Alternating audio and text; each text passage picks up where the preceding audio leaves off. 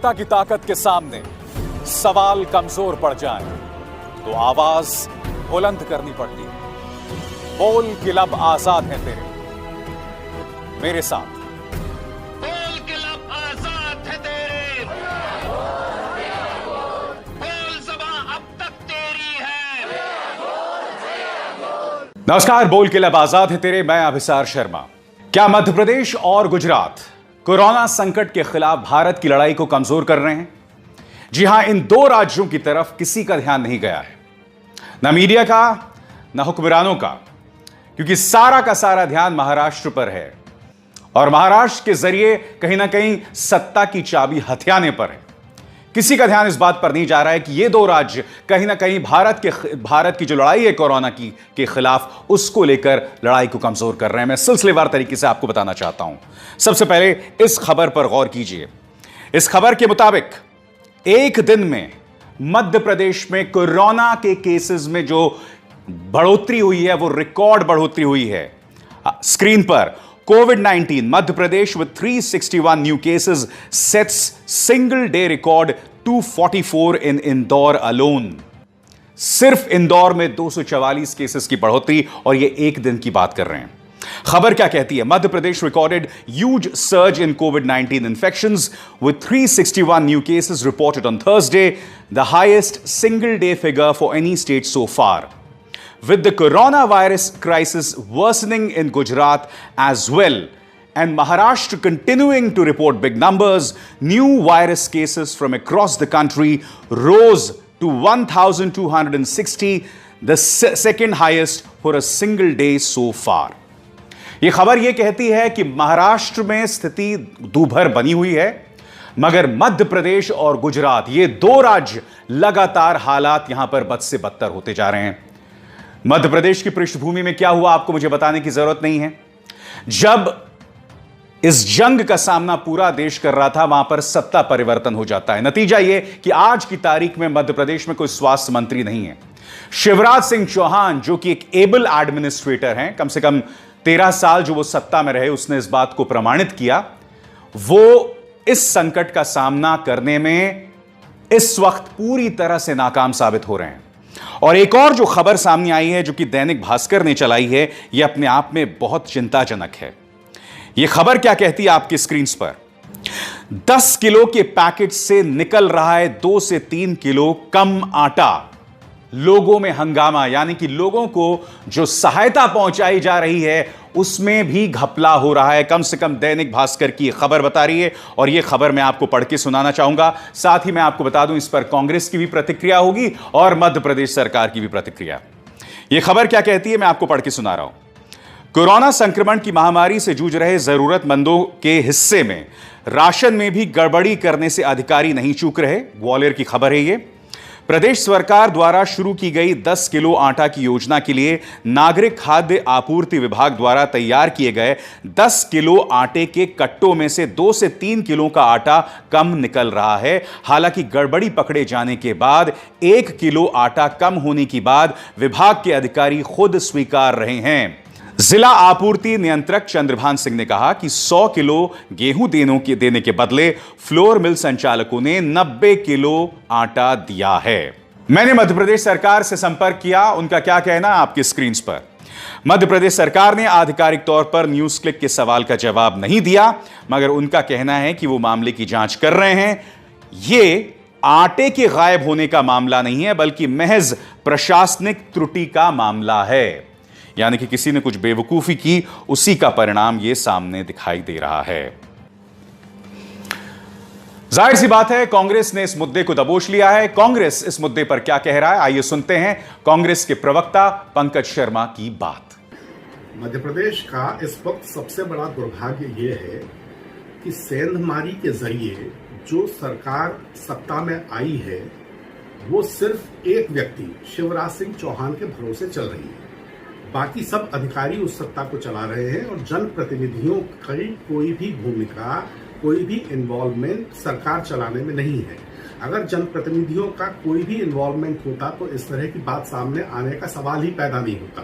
क्योंकि अधिकारियों को तो जनता के पास वोट लेने जाना नहीं होता है, तो वो इंतजार करते हैं कि कोई ना कोई प्राकृतिक आपदा आए और उसमें जब अतिरिक्त धनराशि खर्च हो तो उनका भी काम चले। अब मान लीजिए एक थैली में 2 किलो आटा भी कम है, तो इसका मतलब ये हुआ कि 40 रुपए प्रति थैली की लूट की जा रही है।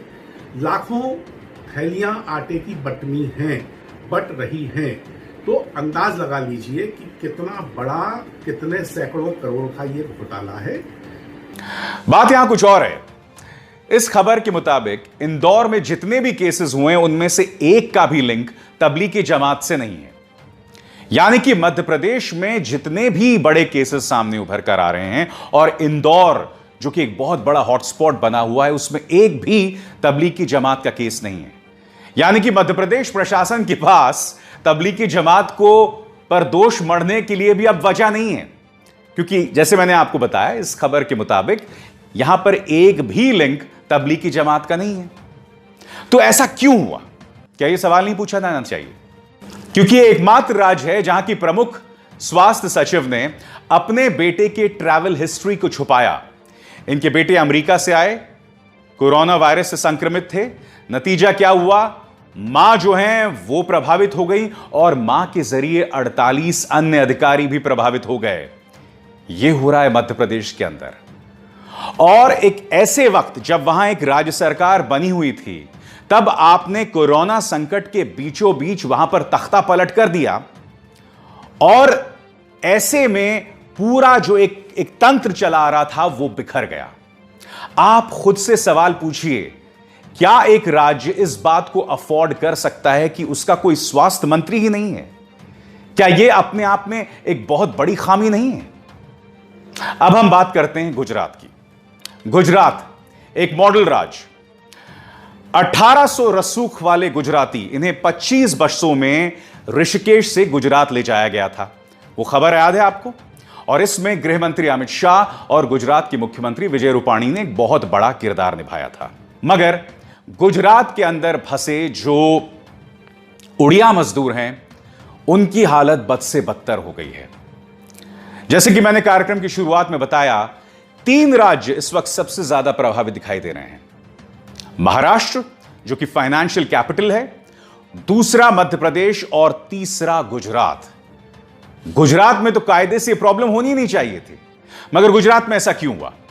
सबसे पहले आपको यह समझना होगा कि फरवरी में आप जानते हैं कि ट्रंप का किस भव्य अंदाज में स्वागत किया गया। मैं नहीं जानता हूं कि प्रधानमंत्री ने डोनाल्ड ट्रंप को आखिर क्यों यह भरोसा दिलाया कि आपका स्वागत करने के लिए 50 लाख लोग मौजूद होंगे या 70 लाख लोग मौजूद होंगे। और आपने देखा मोटेरा स्टेडियम में कितनी बड़ी तादाद में वहां लोग मौजूद भी थे। अब क्या हो रहा है कि वहां पर जो बुनियादी स्वास्थ्य व्यवस्था है वो पूरी तरह से चरमरा गई है। सबसे पहले मैं आपको बताता हूं कि वहां पर जो हालात क्या हैं इस वक्त फिगर्स को लेकर, वो आपके स्क्रीन पर। हिंदू के पत्रकार महेश लांगा ने खबर ट्वीट की है। वो कहते हैं अभी अभी खबर मिली है कि गुजरात के अंदर कोरोना के केसेस में जबरदस्त उछाल आया है। 176 नए मामले आए हैं और 7 मौतें, जिसका अर्थ यह हुआ कि कुल अब तक 1272 मामले और 48 मौतें। आज 176 केसेस में से 143 सिर्फ अहमदाबाद से हैं। इसका मतलब यह हुआ कि अहमदाबाद शहर में कुल 765 मामले और 25 मौतें। यह हाल है गुजरात की। अब मैं आपका ध्यान खींचना चाहूंगा उस खबर की ओर जो मैंने कुछ देर पहले आपको बताई कि वहां पर करीब 2.5 लाख उड़िया मजदूर फंसे हुए हैं और वो बद से बदतर हालात में जीने को मजबूर हैं। आपकी स्क्रीन पर सामंतरे, जिन्होंने हिंदू को दिए गए इंटरव्यू में कहा है कि केंद्र सरकार द्वारा दिए गए दिशा निर्देशों के बावजूद गुजरात सरकार ने वहां फंसे माइग्रेंट मजदूरों के लिए कुछ नहीं किया है। उन्होंने उड़ीसा सरकार से अपील की है कि यह मामला गुजरात सरकार के साथ उठाएं और जिन बदतर हालात में वहां पर मजदूर रुके हुए हैं उसके बारे में कुछ किया जाए। मैं आपको बताना चाहूंगा कि एक नहीं बल्कि 2 बार मजदूर सड़कों पर आए थे। वो तस्वीर आपको याद है जब गुजरात के अंदर, सूरत के अंदर मजदूर सड़कों पर आ गए थे और उन्होंने आग लगा दी थी कई दुकानों को गुस्से में आकर। और ये एक नहीं 2 बार वो सड़कों पर उतरे थे। मगर मीडिया के दोहरे मापदंड देखिए, बांद्रा में जब मजदूर पहुंच जाते हैं अपने घर जाने के लिए और वो अफवाह किसी और ने नहीं बल्कि मीडिया ने फैलाई होती है, वही मीडिया जो सुबह यह अफवाह फैलाता है कि ट्रेनें चल रही हैं और शाम को अपने चैनल्स पर क्या कहता है कि बांद्रा के पास जो मजदूर हैं, जो मुसलमान बसे हुए हैं, क्या उनके चलते ये मजदूर वहां इकट्ठे हुए। यह मीडिया का किरदार था मुंबई को लेकर, महाराष्ट्र को लेकर। मगर ये मजदूर एक नहीं दो दो बार सड़कों पर आए। इनकी आवाज आप कहीं नहीं सुनेंगे सिवाय न्यूज क्लिक के मंच पर। आज मैं आपसे सवाल पूछ रहा हूं, ये दोहरे मापदंड क्यों? आखिर गुजरात को लेकर हमने अपनी आंखें क्यों मूंद ली हैं?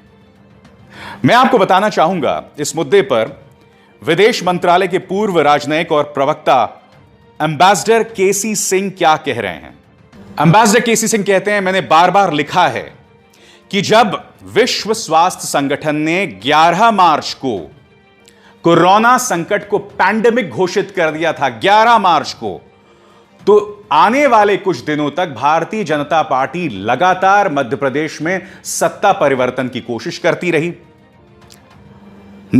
नतीजा क्या हुआ कि हमने बहुत बेशकीमती वक्त बर्बाद कर दिया। जो मजदूर 24 तारीख के बाद अपने घर को जाने के लिए मजबूर हो गए थे पैरों पर, इन्हें कायदे से 13, 14 और 15 मार्च को निकल जाना चाहिए था। एम्बेसडर सिंह और क्या कहते हैं?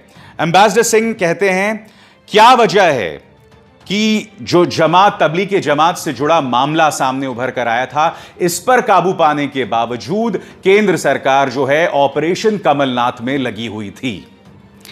तो एम्बेसडर सिंह की ये दोनों बातें क्या दर्शाती हैं? ये दर्शाती हैं कि कहीं ना कहीं ये दोनों राज्य भारत की इस लड़ाई को कमजोर कर रहे हैं और इनकी तरफ किसी का ध्यान नहीं जा रहा, ना मीडिया का ध्यान, ना केंद्र सरकार का ध्यान, और साफ तौर पर कई मुद्दों पर दोहरे मापदंड नजर आ रहे हैं। सच तो यह है कि इस पूरी लड़ाई में मध्य प्रदेश और गुजरात जैसे राज्य जो हैं भारत की कमजोर कड़ी दिखाई दे रहे हैं। और जहां तक मुख्यधारा की मीडिया की बात है, वो न सिर्फ कमजोर कड़ी हैं बल्कि खलनायक के तौर पर काम कर रहे हैं, जैसा कि लगातार मैं अपने कार्यक्रमों में आपको बताते रहा हूं। एक और खबर आपके सामने, दैनिक जागरण ने कहा कि पुलिस ने 11 जमातियों को दबोचा। नेपाल से आने वाले 11 जमातियों को दबोचा गया। यह खबर किसी और ने नहीं बल्कि दैनिक जागरण ने चलाई थी कि 5 मार्च को ये लोग आए थे और सभी ने खुद को जमाती बताया। अब आप सोचेंगे कि क्या वाकई जमातियों ने इस तरह से नेपाल से पहुंचकर भारत के अंदर कोरोना वायरस संकट के फैलाने का काम किया?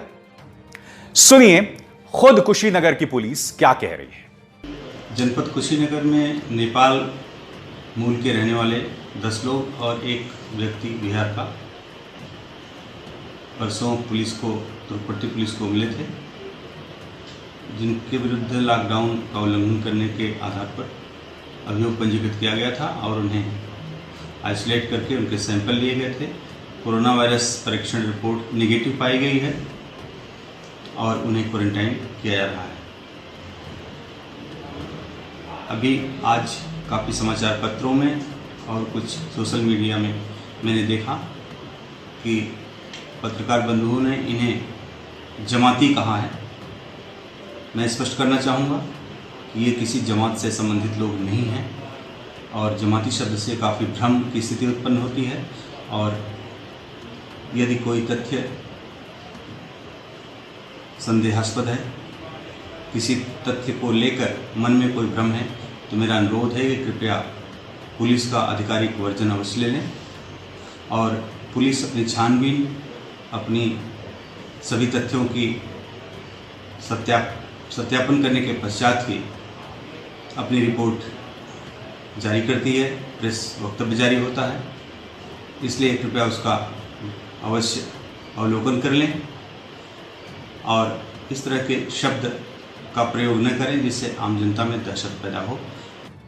तो देखा आपने, कोई और नहीं बल्कि खुद पुलिस जो है पर्दाफाश कर रही है मीडिया के झूठ का, मीडिया की गलत बयानी का। और मैं आपको बताना चाहूंगा यह मामला सिर्फ मीडिया के झूठ का नहीं है या गलत रिपोर्टिंग का नहीं है। इसके जरिए आप समाज के अंदर विद्वेष फैला रहे हैं, इसके जरिए आप समाज के अंदर जहर फैला रहे हैं, एक ऐसे वक्त जब देश कोरोना संकट के खिलाफ लड़ाई लड़ रहा है, आप जानबूझकर ऐसी झूठी खबरों को प्रचार प्रसार कर रहे हैं। अब यह खबर देखिए। यहां पर एक बार फिर इस चैनल के माध्यम से कहा जा रहा है कि पाकिस्तान कहीं ना कहीं अपने जेल के अंदर जो कोरोना वायरस से संक्रमित मरीज हैं, उन्हें भारत में भेजने का प्रयास कर रहे हैं।